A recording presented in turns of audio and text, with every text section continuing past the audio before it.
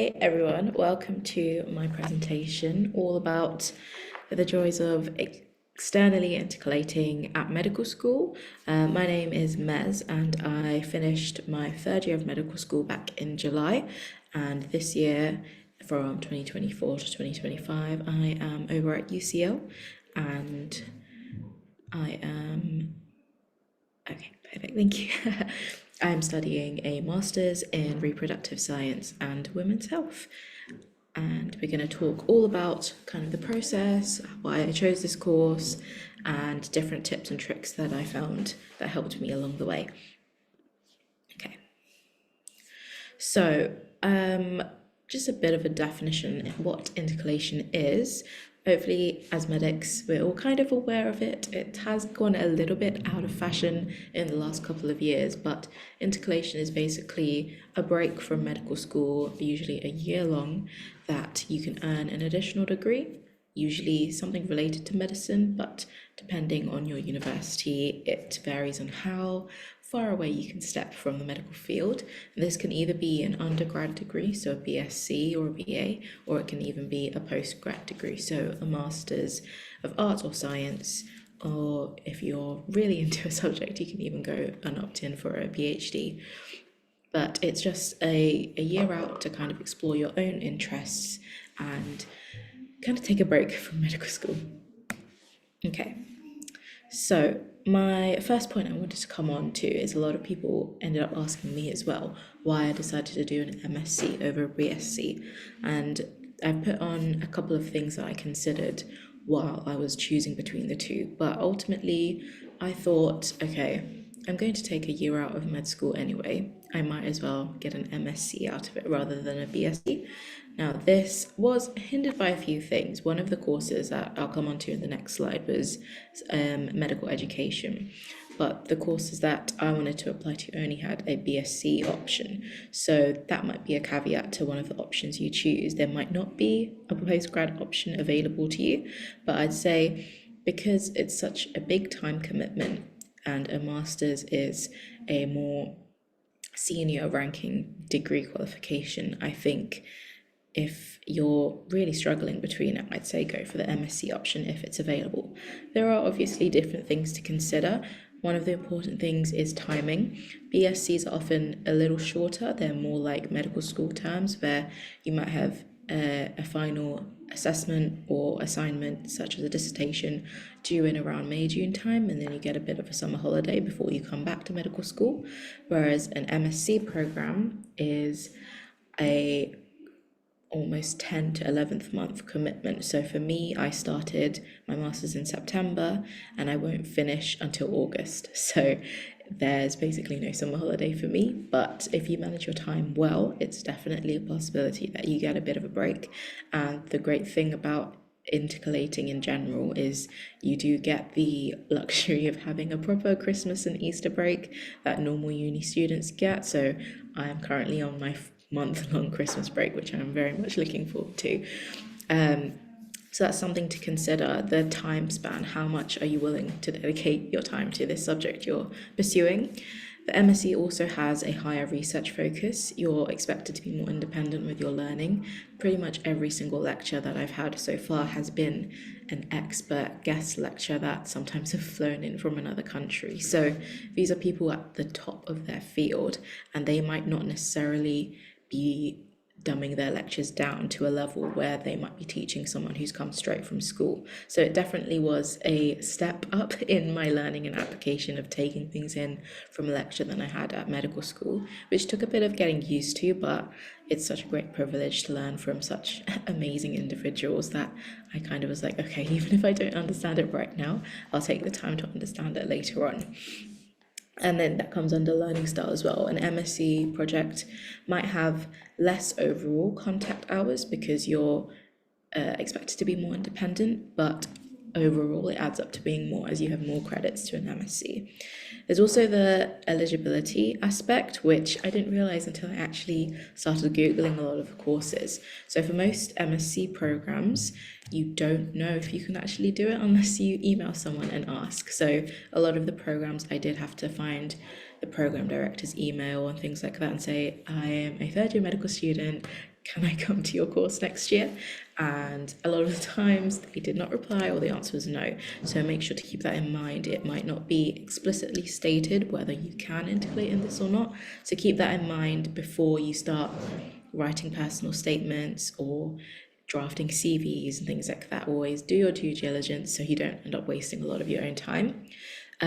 Career impacts, I touched on a little bit before, but MSCs are valued more highly, and it's overall the degree qualification is more weighted than a BSc, and it may or may not count towards portfolio points later on down the line. I say maybe because, as you probably know, things are changing all the time within medical career progression, so I can't guarantee if it will stay this way, but if you're doing an intercalation just for the extra points, probably not the best motivation to do it. And the last thing is financial considerations. So a postgrad degree in MSc or anything like that is considerably a lot more expensive. That I didn't realize as well until I actually had a look at the fees page, and the loans that you can get and compared to an NHS bursary depends on what year you take your intercalation. So after third year is when you can take a master's, because you need 3 years of undergrad, and then the NHS bursary only counts or kicks in to pay for your tuition fees after your 4th year. And for students who are currently at Barts and QM, you'll get a whole separate financial intercalation talk on that. So I won't talk too much on the numbers, but there's definitely people you can contact further, and I'll try and answer any questions if people have them. Okay, so choosing your passion, I think this is something that people struggle with a lot. And I've had even first years come up to me and be like, I really do want to intercalate, but I have no idea what I want to do it in. And I think it's important to kind of consider these like 4 pillars I like to put it into. So I think the first thing you need to have is excitement for your subject. It is a year out of med school, which you might have like dedicated pretty much your entire school life to getting into. And now this is a really niche subject that you really need to wake up every day and be like, I really want to go in and learn about this, because like I said, you'll have experts from all over the world, you'll have people at the top of their field, and you do want to engage and be interested in their subjects. So if there's something that makes you feel like that, I'd say explore it a little further. Have a look at any YouTube videos or books or TED Talks, things like that. Don't force it. If it comes naturally, then that means there is a genuine passion behind it. I found that for me with women's health, I would find myself following people on Instagram who talk about things and having like my entire TikTok pages on different like studies and things like that. So let it come naturally. Don't try and, I guess, play the algorithm. You can definitely influence it, but I think it'll be obvious at interview and when writing your statement that it will feel a lot more of an uphill battle if you're not genuinely passionate about that subject. So the second thing to consider is your career progression. Obviously, we are not doctors yet, but we would hope to be there at some point, and it's just something to consider. It is another year to add to the treadmill of becoming a consultant. You aren't going to graduate with your cohort, which you might have, found really good friends and things like that. So it is something to consider. But weighing up the pros and cons, I found that I would rather do this and increase my knowledge in an area that I'm really passionate about. And yes, I do miss my friends, but I'm back here twice a week anyway, so I do see them pretty frequently. And it's nice to mix with a new cohort of people. The third pillar is the intellectual stimulation. I think an MSc program or even a BSc, any intercalation, is for me a lot more stimulating, because there are definitely some topics at medical school that I wish that didn't exist. A lot of third year actually, which is why I decided to intercalate this year, because I just got really bored and I wanted to focus a little bit more and find my love for medicine again. So this year definitely helps a lot of people kind of figure out and rebalance why they wanted to study medicine in the first place. So definitely have that aspect of being wanting to be challenged further, and not just memorizing facts and figures about the body, but actually having some critical thinking applying to it, and thinking about the why behind a lot of things.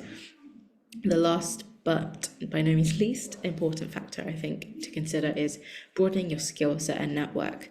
I think being able to take a year out and is such a privilege, and to do it in pretty much any subject is amazing. Not only, I keep going back to the expert speakers, but they are honestly so incredible. But also the different people you'll meet, not only in your course, but at a whole new institution. You can network with so many different course, like people, directors, different events you get invited to just because you're part of a new area of London, or if you decide to go further afield, there's so many new opportunities that you don't even realize exists. I think at medical school it's very easy to fall into this kind of med school bubble that you don't want to break out from because it's quite comforting to, stay in your normal surroundings. But I think this year already, this first semester has been absolutely insane. I have so many LinkedIn posts that I need to start writing about. But yeah, just the amount of networking and opportunities you have, it opens a whole other field that can sometimes get a bit overwhelming, but it's all part of the ride.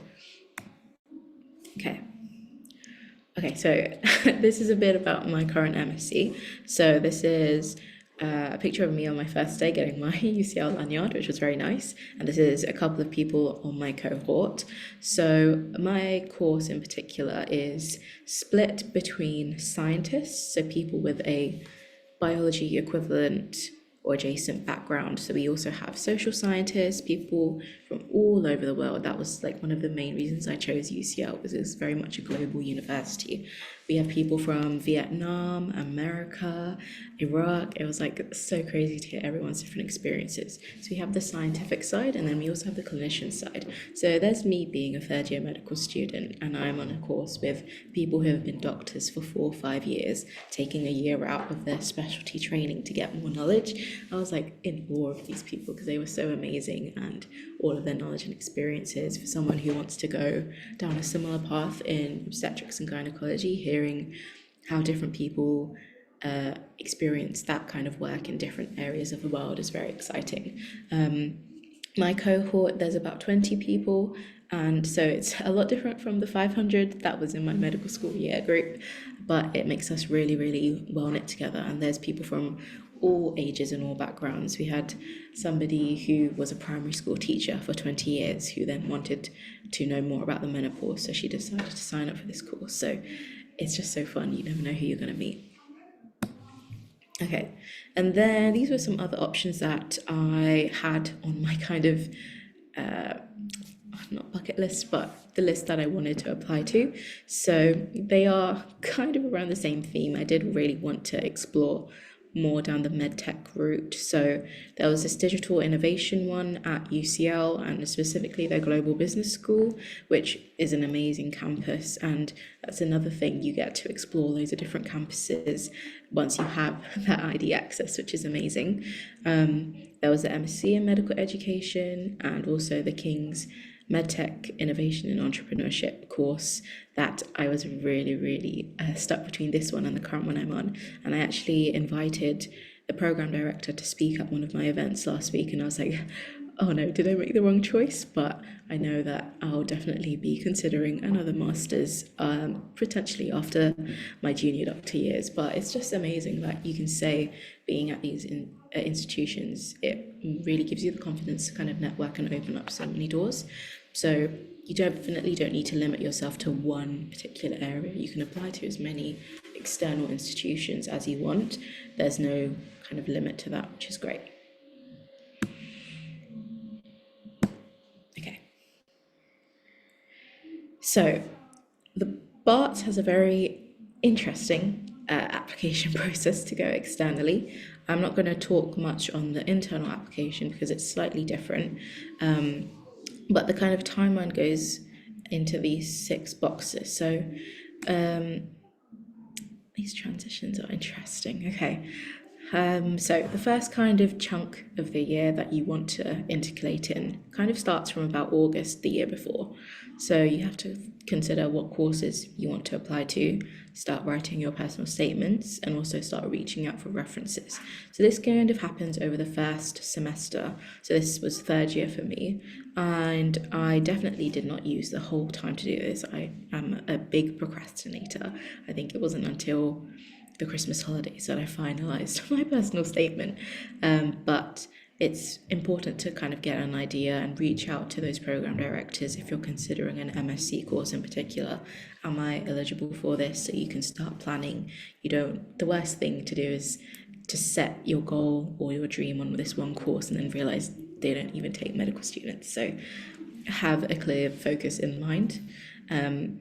I'm going to talk a little bit more about the specifics of personal statement writing and references a bit later on. Okay, and then the next few months, so the deadlines will change each year, but Jürgen and Theracia, who are on the intercalation team, are so lovely and have responded so brilliantly to my millions of emails I sent to them. So the deadlines should be very clear depending on what year you're intercalating in, but it's usually around January time that you have to send off all your forms, and then they will invite you to an interview pretty soon after that. So already be prepping your answers for that interview process, a lot of which will be naturally what you've written in your personal statement anyway. And then you'll set your interview, and the result the result of the interview and the overall application kind of came around in and it comes in April. It should have said, I don't think it's popped on yet. Okay, so these are just some general tips. I think for anyone getting into medical or dental school has written a fantastic personal statement already to be able to get in. So this shouldn't be unfamiliar to you guys, but really focus in on your passion and why that course in particular works for you. Storytelling is definitely something that makes it really compelling, and I'm going to share my personal statement as well that I used to apply to UCL on the next slide. But they really want to know, specifically for BARTs, why you want to leave. And if you give a good enough reason, they can't not let you leave. That's my reasoning behind it. So this is my personal statement here. I'm not going to read it out because we don't have time for that. But the kind of things that I wanted to pick up on especially was the research focus and potential dissertation ideas. These two are really important because a common question that they might ask in your interview is, okay, what do you want to do your dissertation topic on? And pretty much within the first 2 weeks of the MSc, you're already in talks with project supervisors about what kind of things you want to do, even though it's not until June when I start my actual dissertation writing. So you do need to kind of consider, okay, what kind of research does this institution do, and is it aligned with what I want to do? So definitely mention those things, even if it's not 100% guaranteed, because obviously your interests change as you grow, even mine change like week on week. So have some kind of idea to back yourself on. Another key thing I found was particularly thinking about individual modules and the professors you want to learn from. So this is very easy. All you have to do is look on the website and see what modules sounds interesting. UCL is very good as they release kind of an overview of what the module will entail, the kind of assessment styles, whether it's like essay-based coursework or examination focused. And there was a professor that I really liked called Joyce Harper, who she had her own podcast and she's spoken like at the BBC and many conferences, and she was just very much a girl boss, and I fell in love with her, and she's now my MSc supervisor for my dissertation. And yeah, she's just an amazing person. So building that rapport up, that even though you haven't even met her yet, you don't know, she might be reading my essay in person and offering me a place. So pick out particular people that you would like to work with, and I think that really makes you stand out. It shows you've not just picked a course out of thin air, you've done your research and have actually demonstrated that passion by carrying that forward. any of the other kind of things. So, any unique opportunities and experiences you have as medical students, your CVs should be very, very full. But it's about picking the unique things and cherry picking. Okay, how does this really coincide with what course I want to do in the future? And key skills, again, this is very basic personal statement things, but I talked about some of the ones here. So, global projects that I wanted to do and volunteering abroad in Bangladesh for maternal health camps, things like that, my publications, presenting at conferences, things like that. And lastly, your story. You want to say why you are a good candidate for them and what you're going to bring to their institution as well. So it's a really great thing to kind of show off the work you've done over the last couple of years at medical school and kind of prove why you deserve a place there. Oh, I finished already. Okay, the last thing I was going to say, let me go back. I think one of the big things people kind of set a barrier against themselves, and me in particular, is there's a big idea of ranking at medical school, especially at Barts, and whether you get to permission to go externally. And I can't confirm or deny, but I don't think that's necessarily true. My personal ranking at the end of third year was, I think, seventh or eighth decile. So I was never in like the top 25% or anything like that. I do think that maybe they say that to deter people because they would love you to stay home. But my reasoning was I'm really passionate about women's health. If Barts genuinely did do an MSc course here, 100% I would have stayed at home. But they don't. So I said actually in my interview, when I come back to Barts, I would love to start my own MSc program here in the future. So you want to really showcase what you will take away from another institution and how that will kind of benefit you when you're back on home turf, wherever your original university is, and what kind of benefits you'll bring back. So really don't make it seem like you're trying to go to further like the greener side of the grass, but also what benefits you'll bring back home. And yeah, don't worry too much about your ranking and things like that. I'd say if you're really determined and really want something, then nothing can stop you other than yourself. So I definitely had that mental barrier, and I wasn't even going to apply because I was like, I'm never going to get it anyway. There's no point. And imagine if I did that, I would never be where I am now. So don't let that hold you back, and always give it a go, because if you don't, then you'll always fall asleep at night wondering what if. So I would hate that for anyone. So just apply anyway and give it your best shot. Um, but yeah, that I think concludes my talk.